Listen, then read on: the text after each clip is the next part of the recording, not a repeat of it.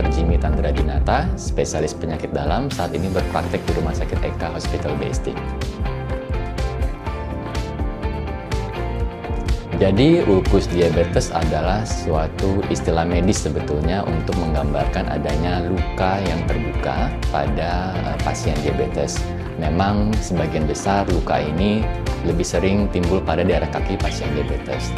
Dan memang biasanya juga berhubungan dengan adanya kondisi neuropati atau adanya gangguan pembuluh saraf tepi, seperti sensasi kebas, ya, kemudian sensasi kesemutan, kemudian juga berhubungan dengan adanya penyumbatan pembuluh darah pada pasien diabetes.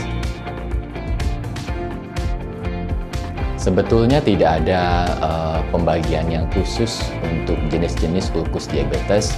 Biasanya para dokter itu bisa membagi berdasarkan satu penyebabnya, misalnya dominan karena faktor neuropati atau gangguan pembuluh saraf, atau dominan karena masalah pembuluh darah, atau bisa juga dokter membagi berdasarkan dari derajat kedalaman lukanya.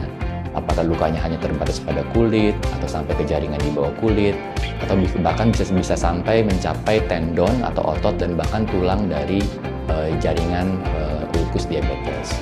Secara awam, seringkali masyarakat membaginya ke dalam dua jenis, yaitu yang sering kita dengar adanya luka yang basah dan luka yang kering. Sebetulnya itu hanya istilah awam, tetapi luka basah itu biasanya maksudnya mungkin karena adanya infeksi sehingga lukanya itu banyak mengeluarkan cairan atau nanah. Kemudian luka yang kering itu biasanya disebabkan karena ada gangguan pembuluh darah, adanya penyempitan, blockage dari pembuluh darah, akibatnya lukanya menjadi kering, tidak ada darahnya. Gejala ulkus tentu tampak ada luka, ya, ada luka pada jaringan tubuh kita, terutama kaki pasien diabetes. Tetapi perlu diingat bahwa banyak pasien diabetes yang sudah kehilangan sensasi, kehilangan kemampuan untuk merasakan adanya nyeri. Jadi jangan sampai kita selalu berasumsi bahwa ulkus diabetes itu nyeri. Seringkali malah tidak nyeri dan tidak dirasakan. Oleh karena itu perlu diamati, dilihat dengan mata apakah ada luka pada kaki sehari-hari. Gejala lainnya, apabila lukanya sudah mengalami infeksi, maka tentu bisa ada gejala-gejala lain seperti demam, ya, kemudian adanya kemerahan pada sekitar luka, bahkan bisa tercium bau yang busuk atau bau yang menyengat, itu sudah menandakan adanya infeksi yang berat. Ya, tindakan amputasi sebetulnya adalah tindakan pilihan terakhir untuk mengobati dari ulkus diabetes yang sudah berat. Betul, apabila ulkus diabetes sudah berat, maka dapat terjadi infeksi yang berat dan bahkan bisa mengancam jiwa. Jadi, apabila sudah terlambat penanganannya, maka tindakan amputasi sebetulnya tindakan pertolongan terakhir untuk menyelamatkan nyawa dari pasien.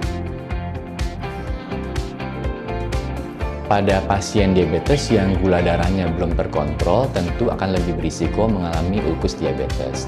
Selain itu, pasien-pasien diabetes yang sudah mengalami neuropati, seperti yang saya sebut tadi, adanya gangguan persepsi, sensasi pada kaki, sehingga dia kehilangan untuk merasakan sensasi atau baal kebas, ya. Tentu itu akan lebih rentan terkena benturan, gesekan, ya, atau terinjak sesuatu yang tajam tanpa terasa.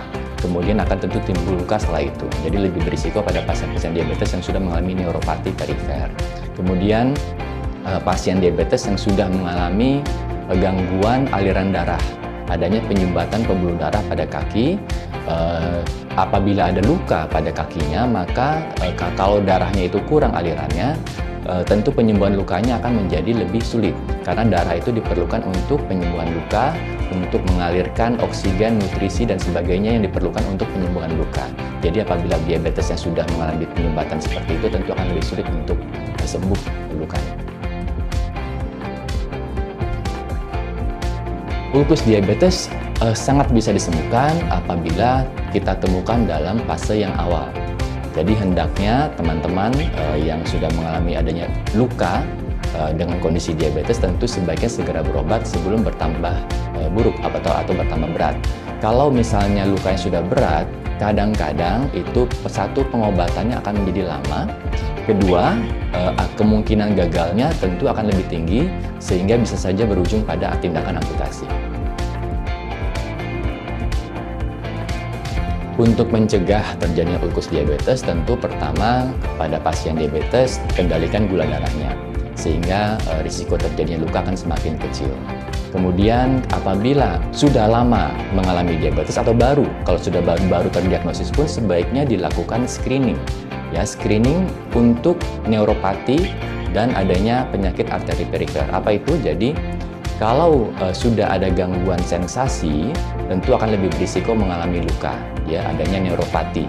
Kedua, kalau adanya penyumbatan pembuluh darah, aliran darah yang sudah mulai terhambat, tentu juga akan lebih berisiko mengalami ulkus diabetes. Jadi lakukan screening sedari awal untuk mengetahui risiko kita mengalami ulkus diabetes. Apabila memang kita sudah mempunyai risiko terjadinya ulkus diabetes, maka perhatikan alas kaki. Jadi jangan memakai alas kaki yang terlalu keras misalnya, atau ukuran tidak pas, terlalu sempit, itu tentu akan lebih berisiko menyebabkan gesekan pada alas kaki. Kemudian pada saat menggunting kuku misalnya, menggunting kuku tidak boleh terlalu dalam dan tidak boleh sampai mencapai sudut-sudut dari kuku kaki. Jadi sebaiknya digunting secara mendatar saja untuk menghindari risiko terpotongnya dari jaringan kulit yang bisa menyebabkan infeksi di kemudian hari. Pencegahan lain tentu adalah kalau kita sudah berisiko mengalami ulkus diabetes, setiap hari hendaknya kita memperhatikan kaki. Ya, kalau bisa sebelum tidur misalnya kita lihat kakinya apakah ada luka atau tidak. Kenapa demikian? Tadi yang sudah saya jelaskan, kalau sudah mengalami neuropati, seringkali kita kalau sudah ada luka pun tidak sadar ada luka. Seringkali pasien baru sadar adanya luka setelah melihat lantai itu ada darah tanpa terasa. Jadi sebaiknya tanpa ada keluhan apapun, setiap malam kita perhatikan kaki kita. Kalau perlu kita menggunakan kaca kecil untuk melihat dari alas kaki atau dari bagian telapak dari kaki yang sulit dilihat.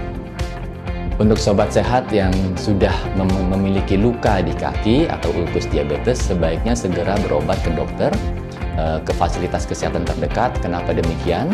Karena setiap luka di diabetes itu harus dianggap berat dulu sampai terbukti tidak berat. Dan untuk menentukan berat dan tidak berat ini sebaiknya dikonsultasikan dulu dengan dokter atau ahlinya supaya dapat mendapatkan penanganan yang tepat. Semoga edukasi ini bermanfaat untuk sobat sehat semua. Apabila ada pertanyaan terkait diabetes ataupun ulkus diabetes, dapat tulis di kolom komentar. Jangan lupa subscribe di channel YouTube Eka Hospital.